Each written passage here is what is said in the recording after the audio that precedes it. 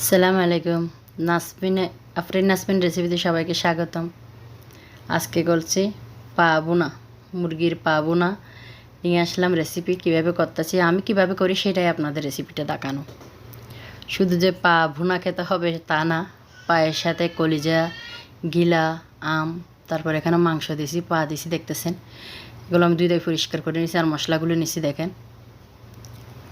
মশলাগুলো তো দেখলেন, সব কিছু যেগুলো পরিমাণ দেওয়া। পেঁয়াজ কুচি নিছি, আদা বাটা, রসুন বাটা এগুলোও নিছি, তেল নিছি আধা কাপ, হলুদ নিছি। তারপর একটা ফ্রাই প্যান বসা দিচ্ছি আমি চুলায়।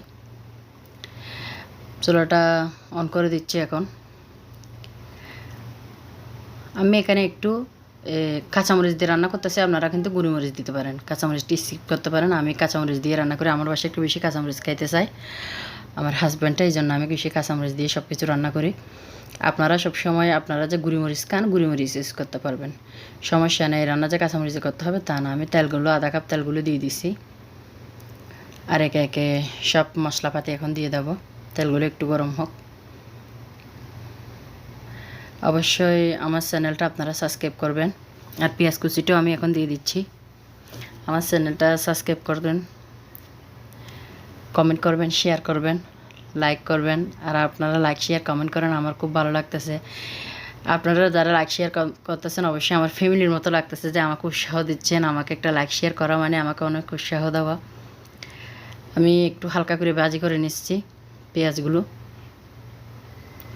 দেখেন পেঁয়াজগুলো আমি পাতলা করে কাটছি, ভালো করে একটু লাড়াচাড়া করে নিচ্ছি। কেন পেঁয়াজগুলো একটু নরম হলে তরকারিতে ভালো লাগবে, এই জন্য। অনেক তরকারিতে লাল করি, অনেক তরকারিতে আপনার হালকা বাদামি করি, অনেক তরকারিতে বেশি একটু রাখি, আপনার সাদা রাখি। আর এখন মশলাগুলি দিয়ে দেবো। মরিচের গুঁড়া, হলুদের গুঁড়া, ধনিয়ার গুঁড়া, জিরার গুঁড়া, রাঁধুনি মশলা, 2টা তেজপাতা, 4টা দালচিনি, এলাচ, এগুলো দিয়ে দিছি আমি।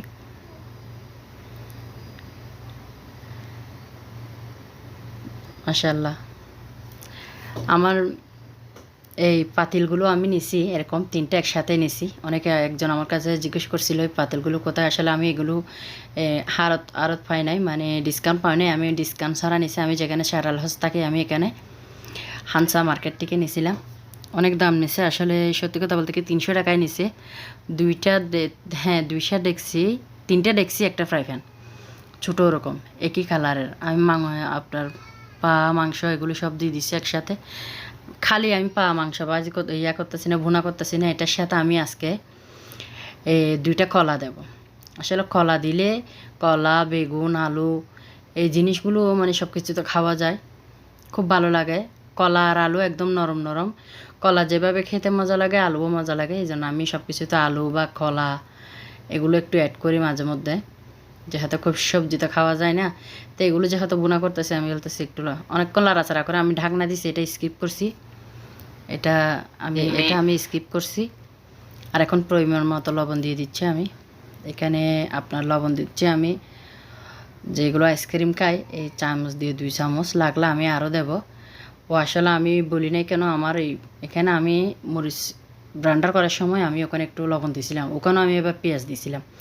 আপনাদের এই কথাটা বলি নাই। আমি এখানে ঘনত্বর জন্য আমি ওখানে মরিচ ব্রান্ডার করার সময় 2টা পেঁয়াজ দিয়েছিলাম ছোটো ছোটো, তাই আমার মরিচটা আপনারা একটু বেশি দেখছেন, কাঁচা মরিচটা। আর এখানে পেঁয়াজ কুচিটা একটু কম দেখছেন। আর আদা বাটা, রসুন বাটা আমি আইসক্রিমের চামচ দিয়ে দিচ্ছি, 2 চামচ দিয়ে আজকে, ছোটো চামচগুলো। এখন একটু ভালো করে লাড়াচাড়া করব, মশলাগুলো যেন ওখানে সব কিছু ঢুকে যায়। লাড়াচাড়া করতেছে একটু ভালো করে। দেখেন পানি বের হচ্ছে, আপনার আদা রসুনের পানি আছে, মাংসগুলো ধুয়ে রাখছিলাম এগুলোর পানি আছে। তাই আসলে এখানে পাওয়া যায় না তাই না, সব কিছু পাওয়া যায় সৌদি আরবে। কিছু কিছু জিনিস পাওয়া যায় না, যেগুলো মিস করি আমরা। 5 মিনিট পরে আসলাম এখন আমি। 5 মিনিট পর্যন্ত আপনার এই পাতিলে 5 মিনিট পর্যন্ত দেখেন পানি বের হচ্ছে, সুন্দর হয়েছে। এই পাতিলগুলো তো সহজে লাগে না। ফ্রাই প্যানের পাতিলগুলো আমার আসলে ভালো লাগতে দেখছেন। আমি সুন্দর করে কলাগুলো একটু লবণ দিয়ে, তারপর আপনার একটু হলুদ দিয়ে আমি ভিজে রাখছিলাম, যেন কালা হয়ে না যায়। কলা, কাঁঠাল এগুলো কালা হয়ে যায়, কুটলে কচুও আপনারা এইভাবে করতে পারেন। যদি পারেন আর একটু সাইলের পানিতে রাখিয়েন, তাহলে কালাটা কাটি যায়। কেলার অনেকে দেশের বাড়িতে কেলার বগুল, আমরা কেলার বলি বলে, কিও কেলার কি বলে, কাটি বলে, কিও আটি বলে, হ্যাঁ কেলার আইটা বলে, কিও বলে কেলার আইটা। তাইলে বরিশালে বলে মনে হয় কেলার আইটা, হয়তো আমি পুরোপুরি জানি না কি নোয়াখালীতে, কিন্তু এক একটা জায়গায় এক এক রকম রাম। এগুলো সব কিছু কিন্তু আপনার হলুদ দিয়ার মরিচের মধ্যেই লবণের পানি। আমি মরিচগুলো কষানো হয়ে গেছে এটাই বলতে চাইছিলাম। পানি দিয়ে দিছি আমি 1 কাপ, আর 1 কাপ পানি দিয়ে দিচ্ছি। অনেকক্ষণ কষালাম আজকে। 3 কাপ পানি দিতে হবে টোটালি। এখন একটু ভালো করে লাড়াচাড়া করে দিয়ে ফেলতে হবে। এখানে জুল জাল তেমন হবে না, একটু একটু রসা রসাই হবে। আপনারা এখানে গুঁড়িমরিচ ইউজ করতে পারবেন। আমি আগেও বলতেছি, এখন বলতেছি, আমারটা একটু সবুজ সবুজ হবে, আপনাদের যখন গুঁড়িমরিচ দেবেন লাল লাল হবে। দেখেন 3 মিনিট পরে আমি এটা তুলছি, 3 মিনিট পরে দেখতেছেন। এখন রান্না করতেছি কিন্তু সাদা সাদা লাগতেছে, নামালে কিন্তু একদম ঠিক হয়ে যাবে, হলুদ হলুদে হবে।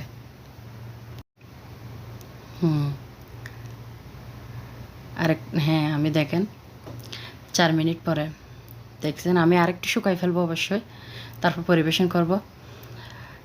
আপনারা সবাই সুস্থ থাকেন, ভালো থাকেন। দেখেন মাশাআল্লাহ, আজকের মতো এখানে বিদায়।